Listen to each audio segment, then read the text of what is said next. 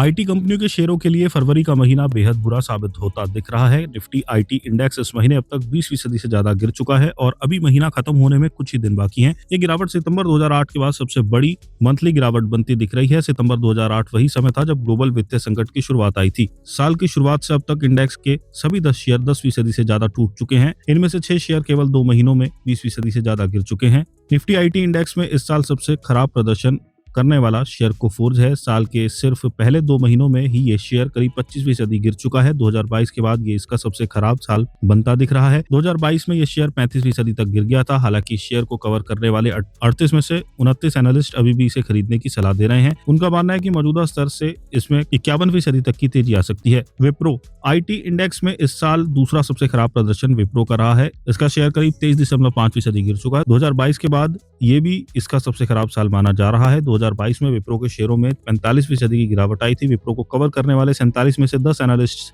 ही इसे खरीदने की सलाह दे रहे हैं। अनुमान है कि मौजूदा स्तर से इसमें करीब 29% तक की बढ़त की संभावना है। मिड कैप आईटी सेक्टर के अच्छे प्रदर्शन करने वाले शेयरों में गिने जाने के बावजूद परसिस्टेंट सिस्टम का शेयर इस साल अब तक 23.5% गिर चुका है। इससे पहले इतनी बड़ी गिरावट 2011 में देखी गई थी जब शेयर 23.5% नीचे गया था। इस शेयर को कवर करने वाले 43 में से 25 एनालिस्ट अभी भी इसे खरीदने की सलाह दे रहे हैं। उनके औसत लक्ष्य भाव के अनुसार मौजूदा स्तर से इसमें करीब 39% तक की तेजी की संभावना है। आईटी सेक्टर का एक और शेयर LTI Mindtree साल के पहले 2 महीनों में ही 20% से ज्यादा गिर चुका है। इस साल अब तक इसमें करीब 22.5% की गिरावट आ चुकी है। इससे पहले 2022 में ये शेयर 40% से ज्यादा टूट गया था। इस शेयर को कवर करने वाले 44 में से 22 एनालिस्ट अभी भी इसे खरीदने की सलाह दे रहे हैं।